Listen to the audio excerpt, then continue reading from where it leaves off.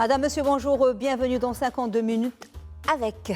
Je crains fort, je le confesse, d'être banal, attendu, de ressasser les mêmes phrases dithyrambiques, les mêmes qualificatifs, les mêmes réflexions de psychologie de bas étage. Comment présenter au brosset le portrait de cet invité? Comment présenter un artiste qui a fait toutes les émissions possibles et imaginables, répondu à tant de questions, des questions qu'il a fini souvent par deviner, même avant qu'on les lui pose. Un artiste qui a joué sur les plus grandes scènes du monde, couvert de succès, un artiste porté au nu et qu'on a aussi tenté de précipiter aux enfers, sans succès, mais non sans stigmate.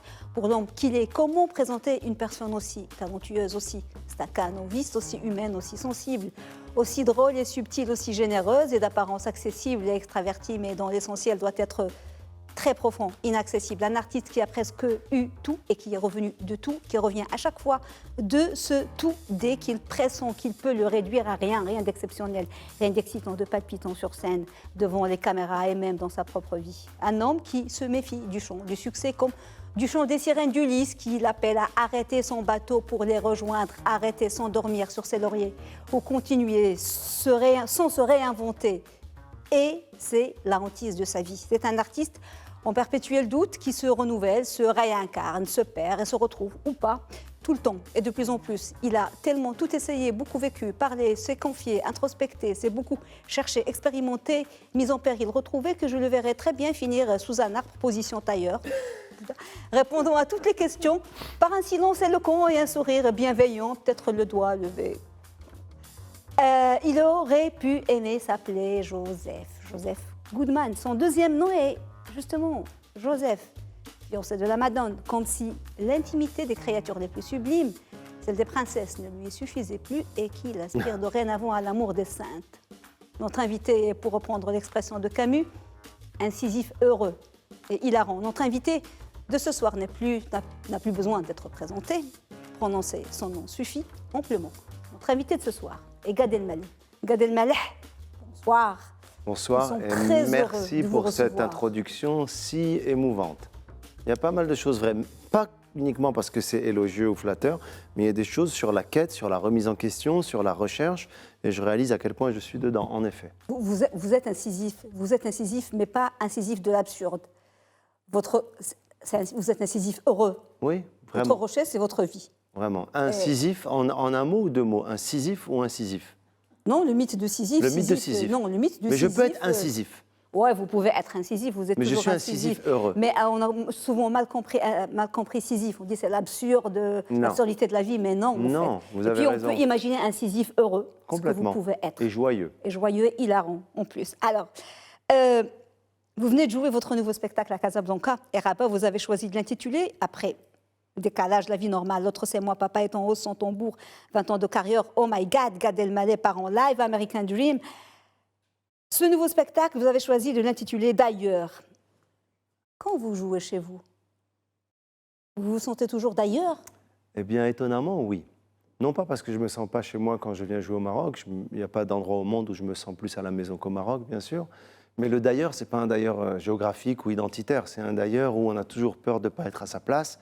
On a toujours peur de ne pas avoir la bonne réplique, la bonne attitude. Et moi, j'ai été comme ça. Je crois que ça fait partie aussi de notre culture et notre identité marocaine d'avoir l'envie de bien faire.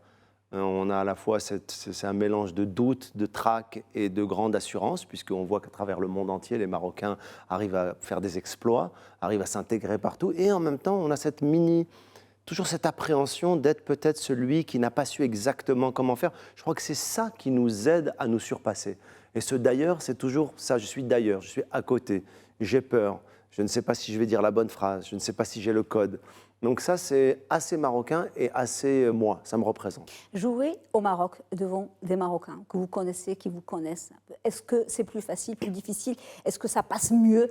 Est-ce que c'est plus confortable, je dirais, même si vous n'aimez pas le confort? Non, j'aime pas le confort du tout, j'essaie de sortir à chaque fois du confort, mais je dois avouer que jouer au Maroc, c'est une pression qui est assez unique.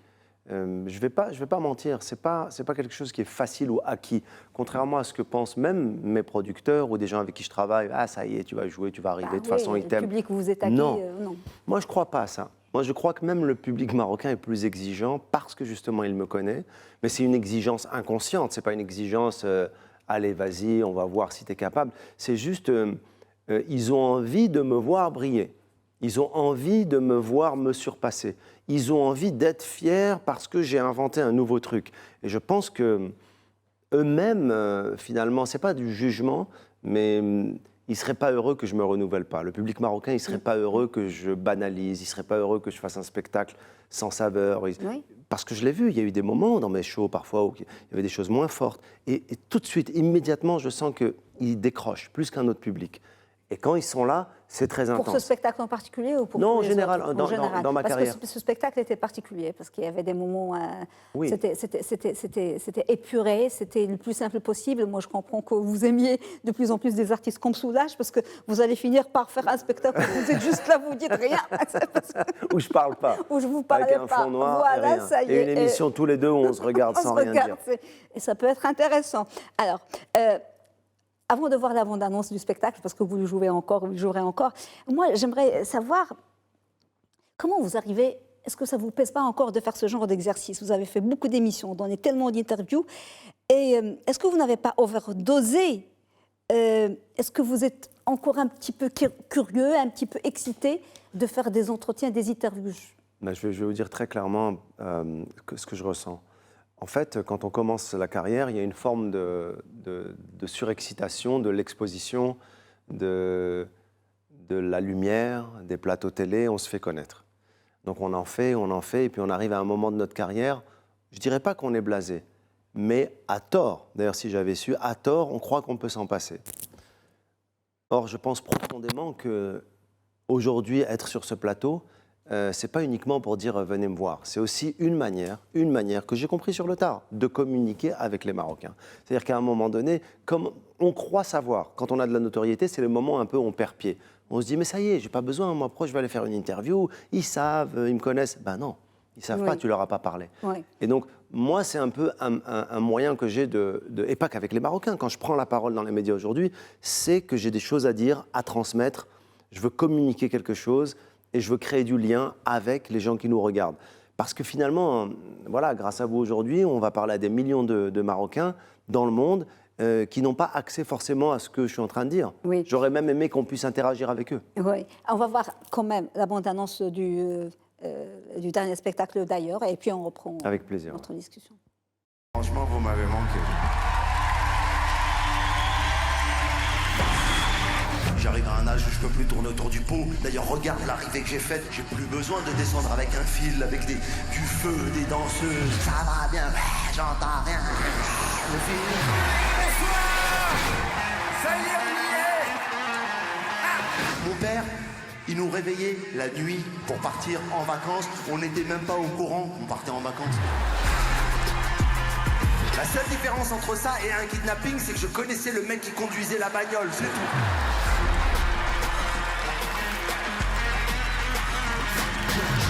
Autant les juifs, tu leur dis t'es juif, ouais je suis juif, qu'est-ce qu'il y a celui-là sur la terre, moi je suis juif. Les musulmans, t'es musulman? Musulman, alhamdoulilah. T'es catholique? C'est plus compliqué. On a des problématiques d'apprentissage avec votre enfant qui joue pas. Crée un gros WhatsApp, vas-y, crée un gros WhatsApp. Le micro, il marche pas. Finnish is French, Spanish is American. All right, all right, all right, all right.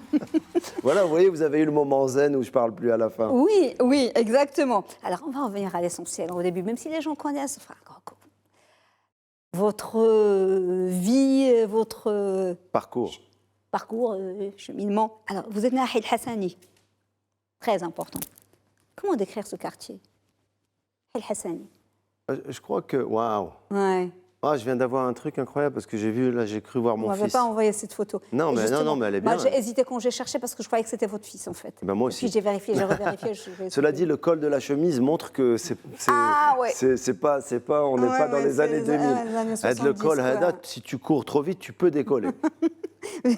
Pas de def, oui. Dans ce regard, je vois, c'est marrant parce que je vois aussi de la mélancolie. Et je vois de la mélancolie de mon enfance casablancaise, pas tristesse, pas mélancolie, une espèce de poésie du rêve. Bah, justement, alors la mélancolie, vous n'étiez pas malheureux, Non. mais vous étiez un enfant mélancolique, Oui. présent mais absent en classe. Oui. Et puis, déjà très petit, vous vous dites, c'est pas la réussite. Moi, je comprends ça. Vous vous dites, peut-être, il y a un destin qui m'attend. Ah ouais. Vous l'avez trouvé? Oui, j'ai la conviction depuis vraiment que j'étais gamin, j'ai la conviction qu'il y avait quelque chose, un peu comme la foi. Oui. Il y a une flamme, il y a quelque Oui. chose qui m'attend. Oui. Et la scène, la lumière de la scène, les projecteurs, c'est comme une promesse que l'univers m'a faite. Que depuis Oui. gamin, je le Oui. savais. J'étais persuadé. J'étais persuadé que quelque chose m'attendait. J'avais un drive, j'avais un but. Je ne sais pas d'où ça. Je ne sais pas. C'est une grâce en fait. Ouais. Peut-être que vous êtes une vieille âme et que bon. Peut-être. Ouais. Ouais. Et que. Je suis réincarné. Ouais. Une fleur, un machin. J'étais un et que- animal avant. Alors, Al-Hajj Hassani, alors, vous disiez, pour vos origines, berbère, en tout cas berbère du côté du père et la mère de Mogador et Sawira, Ben Sliman, peut-être jusqu'à ce que Tobinaton vous chamboule tout et vous dise que vous n'étiez pas berbère, mais un juif chez les berbères. Il vous a convaincu? Non. Non, moi non plus. Non. Ah, moi, j'ai envie de lui dire, ah, vous dites n'importe quoi. Non, Tobinaton ne m'a pas convaincu. J'ai adoré notre entretien parce que Ouais. c'est un homme tellement brillant et C'est tellement... un Ethnopsychiatre. psychanalyste. Ethnopsychiatre, ouais. Non, j'ai adoré, Ça, pas psychiatre, j'ai adoré psychanalyste. mon entretien avec Toby Nathan. C'était vraiment très, très intéressant. Mais après, cette idée-là de dire juif chez les Oui, Berbères, non, oui, c'est un oui. peu... D'ailleurs, permettez-moi de dire que même juif, je n'aime pas non plus quand on dit juif chez les Marocains. Non, je suis Marocain. Non, c'est un Marocain. Je C'est suis un avant Marocain. tout Marocain. Un Marocain de confession, Voilà. confession juive. Et ça, c'est très important pour Non, moi. non, toujours, Et hein. c'est une chose que beaucoup... Mais moi, j'ai repris l'expression de Toby Nathan, pas la vôtre. Mais c'est Ah oui, vous d'accord. êtes Marocain. Non, mais c'est une chose que beaucoup, même de juifs ou de musulmans nés en France, n'arrivent pas à comprendre. Mhm. C'est quelque chose qui fait partie de notre ADN marocaine, avec Oui. la marocanité pure, c'est de comprendre qu'on est marocain. Alors, la famille, votre famille, c'est une famille, je vais dire, assez pratiquante, juive séfarade. Culture juive. Donc, vous alliez à la Sina le Shabbat, le samedi matin, tout le reste. Donc, vous avez grandi dans la controverse très importante. Oui, le débat, l'essence les même de explications, Oui. le sens, un peu chercher le sens de ce qu'on faisait comme prière, pour pas que ce soit un peu bête et discipliné. C'est ça. Vous avez fait des études d'ailleurs à l'école Maïmonide, après Complètement. le lycée Lyoté. Mais de toute façon, votre pays, vous l'avez dit, viscéralement marocain, Maghrebi tel le mout. Ouais. Comme il n'y a pas d'amour, que des preuves d'amour, vous le prouvez sans cesse, parce que dans tous vos spectacles, dans toutes vos sorties médiatiques, vous le ressortez. Et ça fait la fierté des Marocains. On est fiers. Moi aussi. Alors, vous avez fait l'école, le collège Maïmonide, puis le lycée, et puis, quand vous rêviez d'ailleurs, vous êtes parti ailleurs, mais avant, vous avez découvert la scène avec votre papa. Oui. Parce que mon père faisait de la pantomime, du mime amateur, et puis il aurait pu être un grand artiste, il avait beaucoup de talent, il m'a dit quelque chose de bouleversant il n'y a pas longtemps, il m'a dit « tu as fait ce que moi je n'ai pas réussi à faire, et à travers toi, je me suis réalisé ». Et donc je ne suis pas frustré, je ne suis pas malheureux de ne pas avoir fait une carrière d'artiste. Et il a rajouté un truc plus sur le ton de l'humour, et puis heureusement que je ne suis pas devenu une star, sinon tu aurais eu une vie trop difficile. Ouais, ah ouais. Donc tu l'as fait pour moi. Donc ça m'a touché, et puis c'est un peu la transmission, la filiation. Il faisait des spectacles amateurs, et moi, tout l'aspect gestuel de mon travail, je l'ai prise de lui finalement. L'ailleurs, vous allez partir. Waouh, c'est waouh. l'une des premières télés, quoi. Enfin, pas les premières télés, non. Elle dit, Mais là, c'est une des premières C'est télés. une des premières télés. Chez Drucker. Chez Drucker. Waouh. La coupe, ça Waouh. c'est la coupe de Casa. Diel Abrahami. surfer. Diel la plage. Diel bipsicula. Alors, votre premier ailleurs, bon, vous étiez déjà ailleurs quand Coupe vous étiez italienne. ici. Ah, c'était coupe italienne avec il faut faire le brushing. L'immigration au Canada, Coupe italienne. L'immigration au Canada, vous avez vécu, vous m'avez dit J'allais comment- chez un coiffeur avec mon père, pardon, mais parce que je me Je vous en rappelle, prie. quand j'étais petit à Casa, il nous amenait dans un salon de coiffure qui s'appelait Washington, je ne sais pas pourquoi, il se met tout salon Washington, et on allait le même jour chez le coiffeur, mon frère, Oui. moi, mon père. À chaque En fois, c'était série. le même scénario. Il me sortait un catalogue avec Oui, le c'était coiffeur, un Moi, j'aurais catalogue. Il y bien avait avoir- que des. Il n'y avait que- plus de catalogue. Il y avait que des beaux gosses avec des cheveux raides, des blonds. Je lui disais, fais-moi ça. Il me faisait tout sauf ça. Je regardais la photo et moi à côté, aucun rapport. Et voilà. Ouais. Mais oui, heureusement qu'il n'y a plus ces catalogues. Heureusement. Ouais. Moi, j'allais vous dire heureusement qu'il n'y a plus autre chose. Maintenant, quand vous faites des spectacles. Enfin, non, malheureusement. Parce qu'avant, il y avait quoi? Il y avait Il y quoi? avait des autographes. Ah oui. On pouvait les faire en faisant la gueule. Maintenant, il y a les selfies. On pouvait signer un truc en faisant la gueule. Bah oui, maintenant, les selfies, il faut sourire. Alors, il y a les selfies. Moi, je regrette les autographes. Mais avec les selfies, il y a une nouvelle donnée qu'il faut prendre en compte avec les réseaux sociaux, Snapchat et Instagram. Les gens qui vous demandent de faire un selfie avec eux mettent un filtre Ah, les pour filtres, qu'ils les paraissent plus beaux, sauf qu'ils vous filtrent à vous aussi. Oui, oui, oui. Et moi, je me retrouve avec des longs cils. Ah, une filtrez-vous bouche vous-même, rouge. laissez-moi tranquille. Voilà, Moi, filtrez-vous vous-même. Oui, alors, le premier ailleurs, c'est l'immigration au Canada. Vous le décrivez comme un déchirement avec votre maman. Oui. C'était dramatique avec la cellule familiale. Vous êtes très, très, très famille. Et puis le Canada, c'était pratique, vous dites, parce que pour les études, bon, mais c'était des études courtes, quoi, à Sciences Ouais, Po. c'est vrai. Vous partez après le Canada. Alors là, c'est Aznavour. Vous partez conquérir Paris.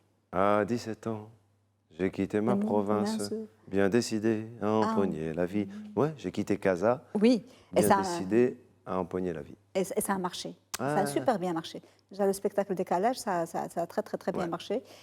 Et puis, vous avez fait le cours Florent. Au début, vous vous imaginiez comédien, jouer dans une troupe, Ouais. peut-être Je croyais que Tartuffe, ouais, machin. Voilà, L'Avare, Scapin. Je pensais que j'allais être à la Comédie Française. À la Comédie Française. Non. Et c'était quoi le déclic? On doit faire la photo de ce Ils m'ont personnage. pas laissé rentrer. On va laisser rentrer. Le syndrome du blédard. Non, tu ne rentres pas à la Comédie exactement. Française. Alors, la rencontre avec quelqu'un. Eli Kakou. On peut voir la photo d'Eli Kakou. Ouais, Ah, Eli. Alors, est-ce que c'était le déclic? Eli, Allah yarhamou, c'est Allah un yarhamou. homme qui m'a apporté énormément. C'est un humoriste qui avait une chose très particulière qu'il ne maîtrisait pas d'ailleurs, c'est ce qu'on appelle la vis comica, c'est-à-dire qu'il était drôle malgré lui et quoi qu'il fasse, et il regardait le public et les gens étaient morts de rire. Et moi, j'apprenais de ça, je me disais, mais comment on peut avoir une nature aussi drôle, immédiate et connectée avec le public? Et c'est la première personne connue que j'ai connue. On va marquer une petite pause parce qu'il y a une rubrique dans cette émission qui s'appelle L'objet. J'espère que vous ne l'avez pas oublié. Oui, je l'ai autour de mon poignet. On va découvrir l'objet que Gad Elmaleh a ramené avec lui pour le partager avec nous. L'objet. Quel objet, Gad Elmaleh, avez-vous? Alors, je vais vous Ramenez avec montrer un objet que j'ai ramené. Alors, d'habitude, il n'est pas autour de mon poignet, mais là, aujourd'hui, je l'ai enfilé. Je ne sais pas si on peut faire un gros plan. On peut faire un gros plan? Voilà, je ne vais pas bouger. Donc, c'est ce fil rouge Oui. qui entoure une étoile du Maroc. Et c'est un mélange de pas mal de choses. Il m'a été offert par un jeune humoriste il y a quelques jours qui s'appelle Mimo Lazrak. J'avais une étoile du Maroc sur un bracelet avant. J'avais un fil rouge avant qui venait de Jérusalem. Et je me suis dit, mais quelle magnifique union de tout ce qui me symbolise. L'identité juive d'un Marocain de culture arabe, ouvert sur le monde et la planète, résumé sur ce petit truc. Et ça me touche énormément. Donc ça me résume, et donc je le garde comme un porte-bonheur. Alors, le premier spectacle, c'était Décalage. Et le dernier, c'est d'ailleurs. Bien sûr, vous avez ensuite enchaîné les One Man Show,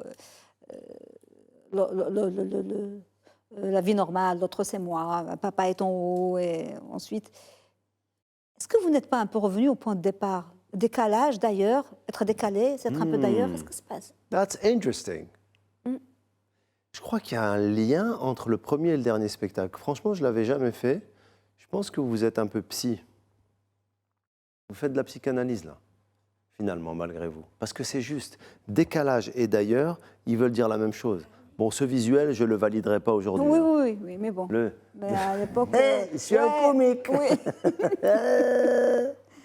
Non, Ouais. je dois dire très sincèrement qu'il y a un lien entre les deux.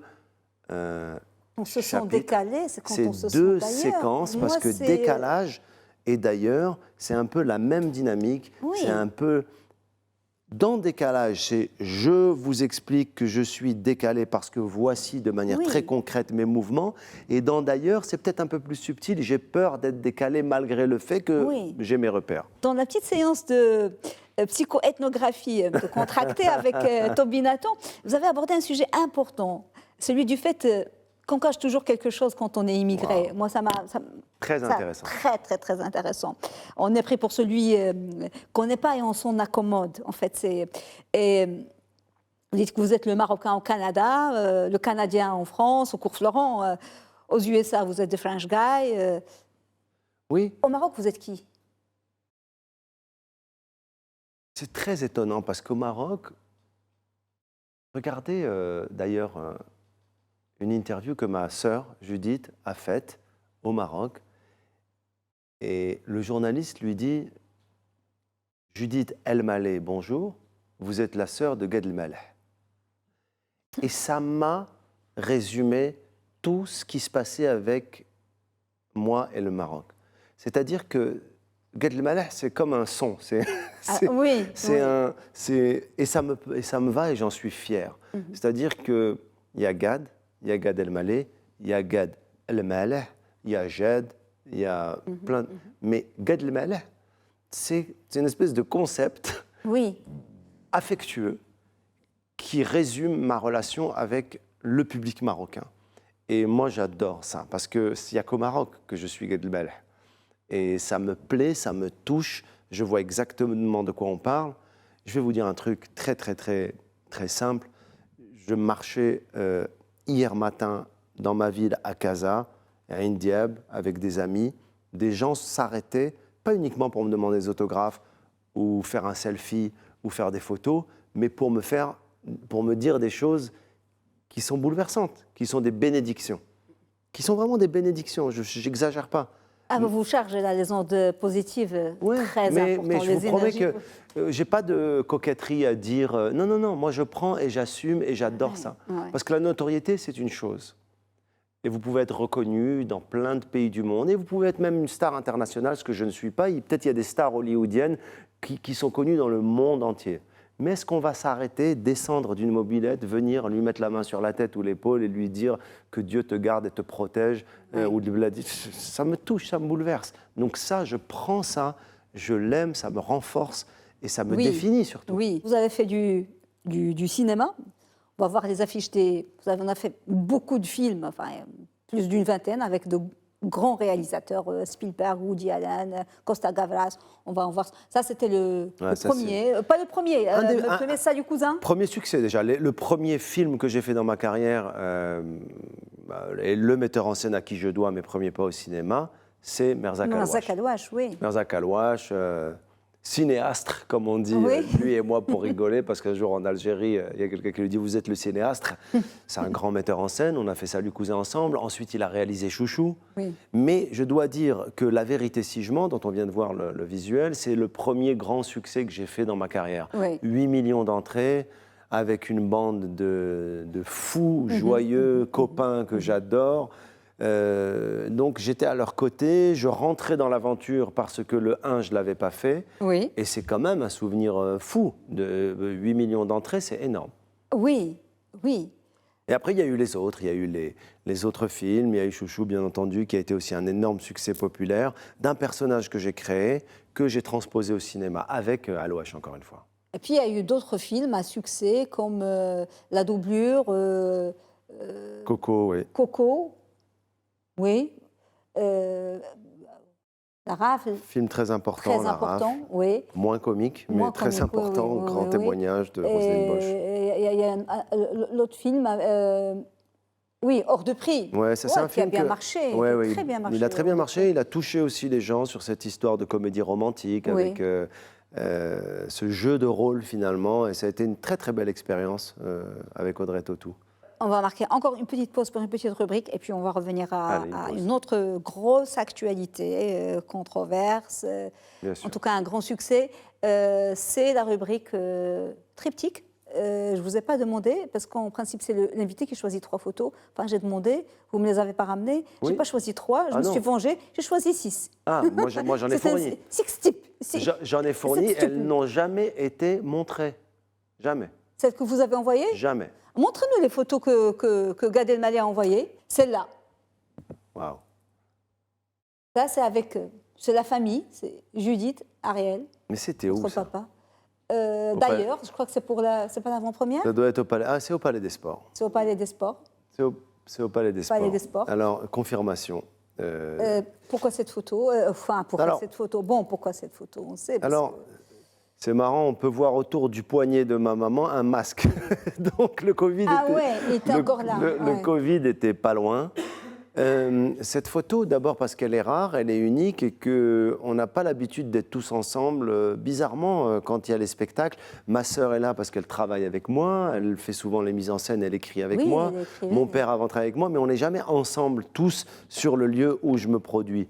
Donc elle me touche, cette photo, parce que c'est l'histoire d'une famille avec ses complexités d'enfance, de départ, de partage, de métier plus tard, de mariage, d'enfants. Oui. C'est toute une histoire, voilà, à travers ce cliché, c'est toute ma vie qui me revient voilà, dans le cœur. Et donc, j'aime beaucoup cette image. J'aime beaucoup cette image. Puis il y a des valeurs qui sont marocaines, méditerranéennes, et puis qu'on partage tous. Rzat Loualidine, c'est très important. J'en ai souvent parlé de Rzat Loualidine, qui est une...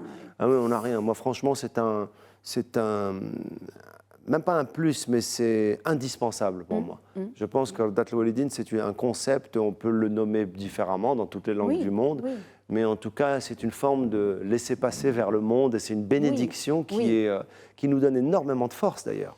Et quelle que soit notre croyance, appartenance, ou c'est pas un truc religieux, hein, c'est vraiment une transmission et c'est une bénédiction au sens large qui te donne beaucoup de force et tu peux t'envoler. Sans ça, c'est très difficile. C'est clair. Alors, la deuxième photo, il y a cette photo qui est rare, moi, que je n'ai jamais vue dans la presse, et que vous avez eu la gentillesse de partager avec nous. Vous êtes où là, au ski, avec votre papa? Écoutez, chaque année, avec mes parents, on partait au ski. Non, ce qui me fait rire dans cette photo, et la raison pour laquelle j'ai voulu la montrer, c'est qu'il y a sur cette image la preuve de la part de mon père qui nous a amenés au ski, mais je dois avouer que je n'ai pas de souvenir. Ou alors, il nous a amenés une fois pour cette photo. Peut-être c'est un fond vert avec un trucage, il a mis de la neige, je ne sais pas. Mais moi, je n'ai aucun souvenir d'aller au sport d'hiver. Donc, d'ailleurs, on n'est pas très bien équipés. Et je crois que les Marocains, on a un rapport avec les sports d'hiver et la neige qui n'est pas non plus le plus évident du monde. Il y en a qui en font, hein, Loukaïmden, Ifran. Mais moi, je ne suis pas très doué pour le ski. C'est pour ça que j'ai écrit le sketch du blond quelques années plus tard. De blanc, Et mon père, on sent qu'il n'est pas très à l'aise. Voilà. Il a un col roulé déroulé. Oui. Moi, j'ai une combinaison blanche, je ne sais pas d'où elle sort. Mon petit frère, il est attaché avec une poussette double attrapage. Maintenant, je vois les luges rouges. Donc, la luge rouge. Mais ça, je m'en rappelle de cette luge, parce que les luges, on les laissait chez une tante à moi qui habitait à Guéliz, à Marrakech. Elle les mettait c'est vrai, hein, c'est un truc. Et quand on allait à Ifrane, on s'arrêtait chez elle, chercher les luges. Parfois, je me dis, mais on ne pouvait pas louer une luge là-bas. Non, on va aller chez Hassiba et Jajo et on va prendre les luges et on va les mettre dans la voiture, on va bien galérer, on va monter et on va faire une descente. Et c'était... Bon, mais voilà. il a fait l'effort de vous emmener là-bas. Et puis, ça change de Kenitra, quoi. Ça change. Oui, franchement. Très jolie photo, vous devez avoir 3 ans. Il y a une autre photo. Ça, c'est une image avec ma sœur et je pense qu'elle résume bien... Elle résume bien la complicité aussi avec ma sœur Judith. C'est marrant, on dirait un collier d'ambre marocain. Oui. Vous savez comment on vérifie si c'est de l'ambre réel ou pas? Je savais, j'ai oublié. On le brûle. Ah, il ne doit pas fondre. Il ne doit pas fondre. Sinon, mais bon, s'il fond, c'est comme le gars qui vérifie le bota avec l'allumette. Si ça explose, il meurt, c'est qu'il y avait une fuite. Ah non, mais... ma sœur et moi, grande complicité jusqu'à aujourd'hui. C'est un peu votre fait clochette? Oui, c'est plus que ça. Vraiment, j'ai un rapport avec Judith qui est très lié, très soudé, C'est vraiment... D'abord parce que je trouve que c'est une des femmes les plus intelligentes et plus drôles que j'ai rencontrées dans ma vie, vraiment, je le dis, je ne vais pas dire avec objectivité, avec subjectivité. Et quand on me dit « mais tu dis ça parce que c'est ta sœur », je dis oui. Bien sûr, je dis ça parce que c'est ma sœur. Oui, avec une subjectivité objective. Complètement, une subjectivité de tout l'amour que j'ai pour elle, le respect que j'ai pour elle, l'admiration que j'ai pour le livre qu'elle a écrit sur l'histoire de notre grand-mère qui m'a bouleversé. Donc c'est une artiste, c'est une écrivain, et surtout elle me dit la vérité, on est connectés. C'est pas toujours facile. Oui. Et je vais pas dire que c'est des rapports simples, parce que parfois elle est dure avec moi. Et j'ai besoin de ça. Elle fait partie des gens grâce à qui peut-être parfois je me suis pas envolé. Bon, il y en a d'autres dans mon équipe quand même. Je vous propose 6 photos. La première photo que je vous propose est celle-là. Alors ça évoque beaucoup de choses pour moi. Ta mère, Alors, Casa. le plus proche, je peux parler du premier plan de mon film que j'ai réalisé, le film reste un peu, on va dire sur l'image. Et après, si je rentre un peu, ben, je vois ma ville. Je vois bien entendu la mosquée Hassan II, qui est devenue le symbole de ma ville. Et je vois surtout l'océan, certes, mais je vois l'océan, le champ des possibles. Absolument. C'est-à-dire que pour moi, cet axe de vue, c'est l'axe de vue qui m'a animé toute mon enfance sur « je veux le monde ». Oui, tous les horizons. Voilà, et être un enfant à Casa, alors ça paraît mégalo comme ça, mais c'est aussi dire je suis ouvert sur le monde, je veux le monde. Oui. Et c'est ce que j'ai voulu toute ma vie. En gardant mon identité, en gardant ce que je suis profondément, puisque c'est elle qui me protège et me rend fort à travers le monde. Donc je vois tout ça, ça me résume. Oui, ça résume, ça résume. Voilà. Je vois qu'il y a encore des paraboles sur les toits, bien qu'elles ne servent plus à grand-chose aujourd'hui. Oui, il y en a encore. La deuxième photo avec Sa Majesté, c'était à quelle occasion cette photo? Cette photo, elle me touche énormément avec Sa Majesté lors d'une inauguration d'une synagogue à Essaouira, ville natale de ma mère, qui s'appelle Beit Dakira, où, à l'invitation d'André Azoulay ce jour-là, j'ai eu une grande émotion de voir ce lieu, au-delà d'être ce lieu donc d'une synagogue, d'un lieu de culte juif, il y a l'attachement que ma mère avait avec ce bâtiment puisque sa famille habitait là-bas. Et il y avait beaucoup de joie. Je crois que Sa Majesté était surpris de me voir ici, mais en même temps, moi, j'étais joyeux de le voir. Et j'ai dû faire une vanne, et il y a eu un moment de complicité. On le voit sourire. Et de rire. Et ça a été vraiment un très, très, très bon souvenir pour moi. D'abord, qui raconte un peu notre histoire, en tout cas ici au Maroc. Et puis, c'était un hommage à ma mère. Je me souviens lui avoir dit ce jour-là que ma mère était Souairia et qu'elle était très fière, en tout cas, que je sois là face à lui. Oui. Parce que c'était un honneur pour moi d'être face à Sa Majesté dans ce lieu si symbolique. La troisième photo avec le pape. Grand moment. Ouais. Grand moment, c'était il y a quelques jours. Il y a quelques jours au Vatican. C'est pas n'importe quel pape. Hein. C'est très juste ce que vous dites. Parce qu'au-delà de la fonction et de l'idée ou de l'image du pape, c'est le pape François. C'est l'homme qui a fait bouger les lignes.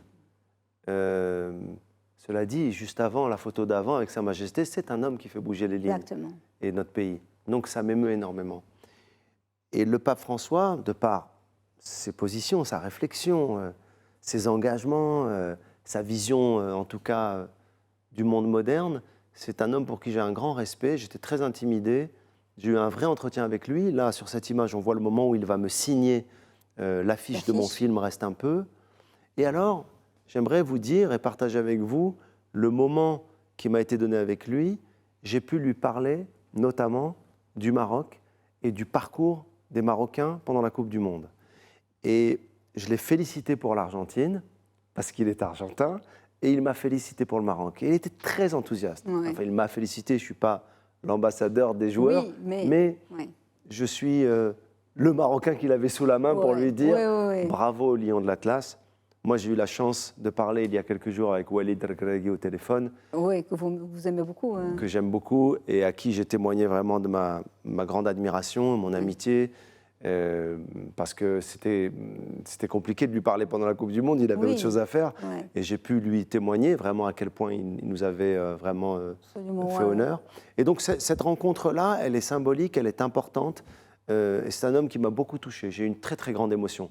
Et je voudrais vous confier une chose qu'il m'a dite quand je suis quitté son bureau du Vatican, qui résume l'humilité de cet homme. Je pensais que c'était une blague, mais ce n'était pas une blague. Il m'a pris le bras et il m'a dit « S'il vous plaît, en français, priez pour moi, parce que ce n'est pas un travail facile que j'ai. » J'ai dit « Mais cet homme, qui je suis, moi, pour prier pour lui ?» Ouais. Et en fait, non, on peut tous prier les uns pour les autres. Voilà. Donc c'est un souvenir très, très... Je pense qu'il est venu au Maroc déjà. Il est venu au Maroc Ouais. avec Sa Majesté Ouais. Mohamed VI. Et justement, il y a eu ce fameux événement où il y avait les chanteurs, une cantatrice, avec Exactement. Françoise Atlan, et un imam et Très, très, très fort. une chrétienne qui ont chanté fort. Ouais. Et c'était un moment, franchement, très, très émouvant, très, très fort et très, très symbolique au-delà de l'écuménisme. Bien ou sûr. machin, mais c'était les... Alors, la quatrième photo. La quatrième photo. Ah, ça, c'est en lien avec ça, vous me tendez la perche. Ça, c'est Maghrebi Tel Lemout. Vous avez Ouais. aimé. C'était. J'ai presque envie de dire no comment, quoi. Ouais, no C'est-à-dire comment. que Deuxième. non, oui. mais c'est quelque chose qui va de soi. Après, je le redis, la fierté que j'ai eue pendant le mondial, c'est pas que pendant le mondial. Je pense tout simplement que on n'est pas fier que pendant le mondial. On est fier toute la vie d'être marocain. Mais le mondial, c'est une manière aussi de le crier et d'avoir une forme de légitimité et d'être entendu par le monde entier. Et il s'est passé un truc très intéressant avec le Maroc, c'est que, je ne sais pas si vous avez vu, mais moi je voyageais à cette époque-là pendant le mondial, et j'ai pu avoir la sensation que plein de gens de plein de pays avaient une sympathie et un affect pour l'équipe du Maroc. Au-delà du sport, ils sentaient qu'il y avait quelque chose qui se plaçait au niveau du cœur. Les joueurs jouaient avec leur savoir d'athlète, leur expérience, mais il y avait un supplément d'âme qui était celui du cœur, du rêve, du pays qui a des rêves, de celui Des qui va valeurs, de la peut-être famille, changer la donne, oui, la oui. famille. Donc, et je pense que les gens, moi j'ai rencontré des Australiens, des Hollandais, des Oui, Italiens oui, qui disaient Morocco, yeah, I love Morocco. Pourquoi cet affect? Parce qu'il y avait du cœur, parce qu'il y avait de l'amour et parce qu'il y avait nos valeurs. Et ça, moi, j'en étais super fier Ouais. de porter haut et fort les couleurs du Maroc pendant le mondial. Et il faut les féliciter. Et c'est Bien un sûr. parcours historique qu'ils ont Oui, fait. exceptionnel, voilà. historique. On n'en revenait pas, on était sur un nuage, un rêve. La photo suivante. Ah. Ouais. C'est l'image d'un très grand metteur en scène qui est, pour moi, le maître absolu, Nanni Moretti. Nanni Moretti. C'est un homme que j'admire énormément. J'aime beaucoup son travail. J'adorerais pouvoir travailler un jour avec lui. Vous travaillez avec Woody Allen, que vous aimez Il n'est pas beaucoup, loin. il n'est pas loin, oui, oui. Mais Si vous Nanni- pouvez passer le message. Voilà. Oui, oui. Voilà. Mais Woody Allen, vous avez travaillé avec lui. Nanni Ouais. Moretti, pas encore, mais ça viendra. La troisième photo, la dernière photo, Leonard Cohen. Interesting. Ah ouais, parce que il y a lui, il y a Dylan aussi, Bob Dylan, parce que ils étaient à un moment Tourné. pas tournés. Ils étaient focus, ils étaient à la recherche. Et lui, oui, il a passé 5 ans, c'est vrai, contrairement à ce qu'a dit, 5 ans dans un monastère bouddhiste. Bouddhiste. Bon, le bouddhisme, c'est une philosophie, il peut avoir sa religion, être sûr. bouddhiste. Et puis, ça c'était Alléluia, mais son dernier album, You Want It Darker, Ça, c'est un documentaire? Je crois, hein, puisque les c'est... mots de Leonard Cohen, ouais, ça doit Oui. être un documentaire, Il faut parce que je que le j'ai voie. vu la Biennale où il parle de sa mort. Et puis c'est un nom très intéressant, parce que d'une grande profondeur, un poète immense. Et Cohen, comme Cohen. Cohen, ouais, là, il n'y a pas de doute. Oui.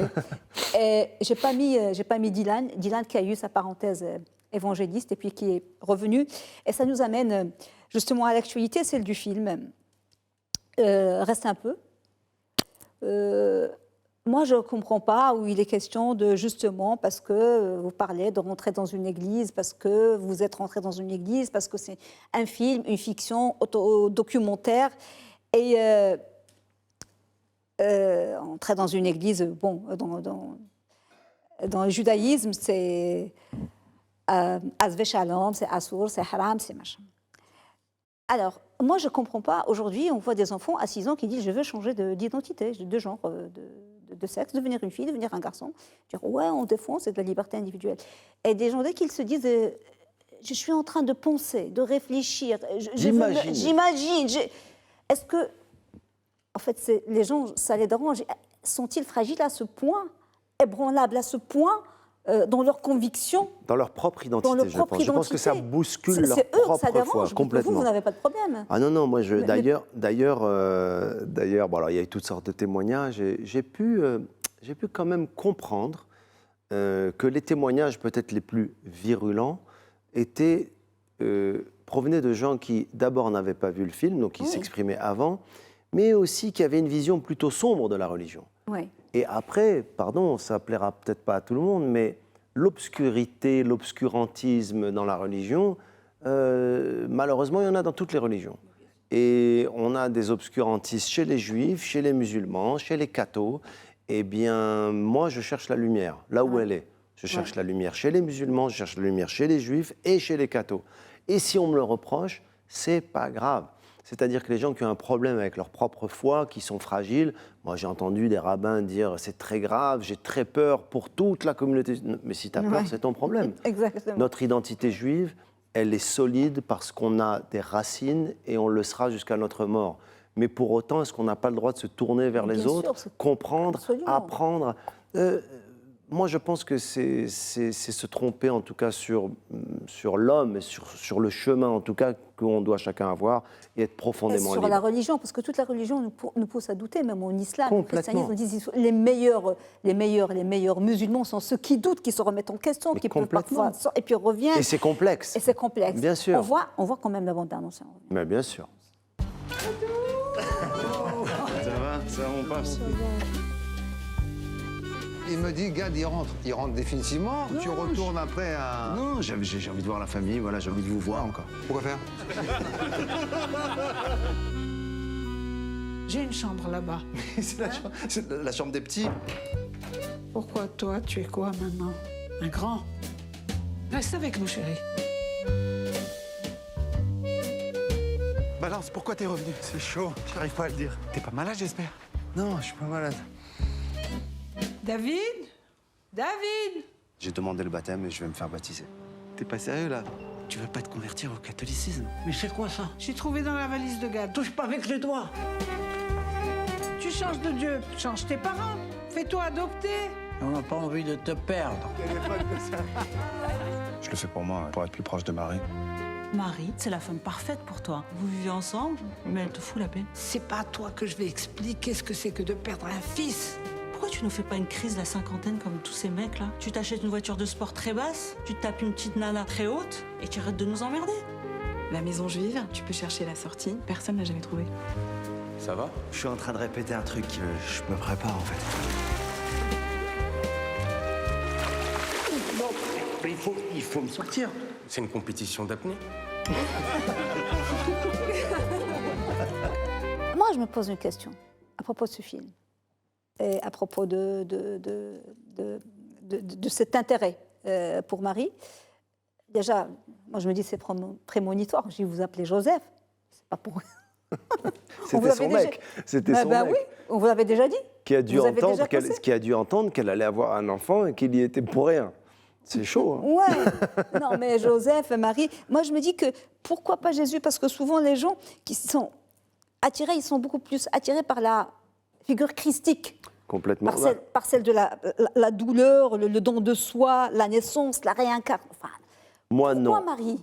Parce que Marie, c'est l'absolu, c'est la figure protectrice, apaisante. Alors, mes amis athées disent que c'est parce que c'est une femme qui a l'air parfaite et que je suis en quête de cette femme depuis longtemps. Et tant mieux, ils ont des explications psychanalytiques, ça les regarde. Moi, j'avais trouvé, en étant gamin, une forme d'apaisement dans cette représentation, en tout cas, de la Vierge Marie. Et puis, il y a une quête d'absolu, peut-être, quelque part. Donc, il y a quelque chose d'apaisant, de doux, voilà, chez elle. Batoul. Ouais. Al-Batoul, c'est la femme qui ne s'est jamais mariée ou bien qui a au fait, qui a décidé de ne plus se marier. Voilà. Qui a décidé de ne plus se marier, El-Batoul, exactement. D'ailleurs, Alors, dans le Coran, dans le on Coran, parle clairement. est-ce que vous savez de- que dans le Coran, Marie est citée, parce que j'ai eu un jour un C'est la seule un femme docteur- citée par son nom. Non, mais citée beaucoup plus que dans les évangiles. Oui. Enfin, il y a deux. Oui. Enfin, je parle sous Il le a fait des contrôle. statistiques. Attention, je vais avoir Non, des non, appels j'ai ramené- de il y avait un spécialistes. spécialiste qui a Je vais avoir écrit un des livre. imams qui vont me dire non, tu te qui a trompes. écrit un livre, un homme très respectueux, j'ai oublié son nom, qui est scientifique au départ, mais écrit ce livre, et puis qui a fait ses statistiques. Elle est citée Mais- beaucoup plus de fois Non, mais que dans les évangiles. complètement. Je parle Oui. sous le contrôle des imams qui nous regardent, et des Ouais. spécialistes du Coran. Surat Imran et Surat Maryam. Il y a Oui. deux. Voilà. Oui. Dernière question. Où en êtes-vous aujourd'hui avec votre orga, joli néologisme que vous avez inventé pour orgueil et ego? Vous en êtes Waouh. où? Ben, avec l'ego, J'ai fait mon travail. j'ai fait waouh, waouh. Oui. Mais plus que ça, elle se rappelle de choses que je ne. Waouh, c'est. Bon, Si le monde tous- des choses. S'ils pas tous étaient les tous jours comme qu'on vous, reçoit, s'ils Gad étaient, Elmaleh. là, s'ils étaient tous comme vous, ce serait bien. Je crois que l'orgueil est un moteur et je ne pense pas avoir réglé ça. Je pense qu'on est en éternelle quête d'assouvissement, c'est perpétuel et je suis jamais rassasié, même si c'est difficile parfois. J'ai toujours envie de plus, mais pas de plus en termes de quantité, pas de plus en termes de volume. C'est plus fort, plus profond. Là, par exemple, on discutait avec mon équipe tout à l'heure de Tanger. Je veux aller jouer à Tanger. On me disait, mais non, mais il n'y a pas des salles assez grandes. Je dis, mais on s'en fout, des salles assez grandes. Est-ce qu'on peut aller toucher les gens? Est-ce qu'on peut connecter avec... Je suis plus dans ce truc de faire un stade pour dire, j'ai fait des stades. Ouais. Ça y est, Ouais. ça, je l'ai fait, j'ai compris. Machin, vendre des billets. C'est plus là-dessus que je suis. Intérieurement, j'ai envie de connecter avec les gens. Donc voilà où j'en suis. Est-ce qu'il y a une part d'ego dedans? Oui. Mais il y a une part de réalité. Je veux être sur l'essentiel, je veux être dans le sens. Aujourd'hui, je viens vous voir pour qu'on se parle. Et vous cherchez aussi une forme de pureté, Oui. de dépouillement. Ah, C'est pas complètement. pour rien que vous aimez Soulage. J'adore Soulage. Vous aimez Soulage. On peut voir des tables de Soulage Pierre- pour comprendre bien sûr, pourquoi vous Pierre aimez Soulages, Soulage. j'ai eu l'honneur et le Ah, les tableaux bonheur noirs, là, monochrome. voilà, de le rencontrer, l'outre noir, sa vision en tout cas de la lumière sur le noir. C'est un immense artiste qui nous a quittés il y a un an ou Il y a pas deux. longtemps, ouais. Paix à son âme, c'est un homme d'une grande sagesse que j'ai eu l'honneur de rencontrer. Et vraiment, je crois que son travail il résume bien ce que j'aurais aimé pouvoir accomplir dans le mien. D'ailleurs, Soulage il disait souvent qu'il n'aimait pas qu'on parle de l'art et qu'on explique l'art. Et je suis assez d'accord avec lui. On n'a pas besoin d'expliquer l'art. L'art, il est là pour nous toucher. Oui. Voilà, c'est... On arrive à la dernière rubrique, malheureusement. C'est Ça y du est. chef-d'œuvre. Oui, on va découvrir Ça y est, là. un zidon. Ça y est. Le chef-d'œuvre, je m'attendais à un autre chef-d'œuvre. Le chef-d'œuvre de Gad Elmaleh.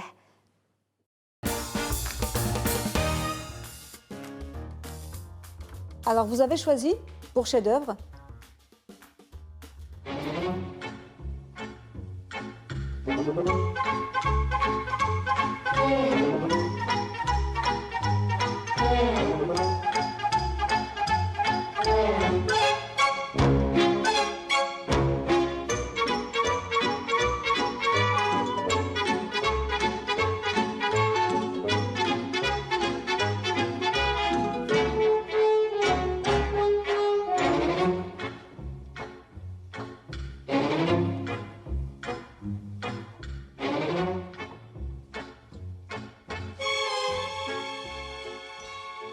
Oui, le kit de Chaplin.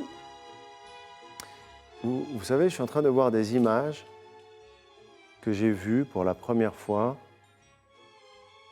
à l'âge de 6 ans, donc en 1977,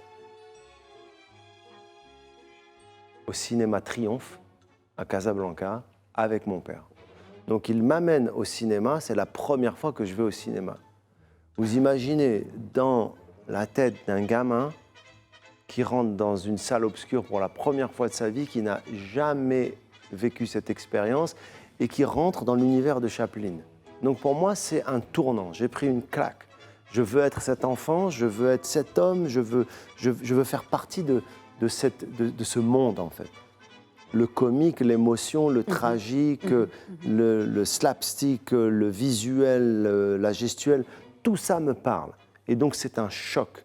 Et pour moi, c'est un chef-d'œuvre parce qu'il raconte à la fois l'histoire de cet enfant Oui. et en même temps, c'est un chef-d'œuvre de cinéma parce que c'est Oui. Chaplin, mais aussi Oui. c'est la découverte avec le 7e art. Bien sûr. Donc c'est ce jour-là que je découvre.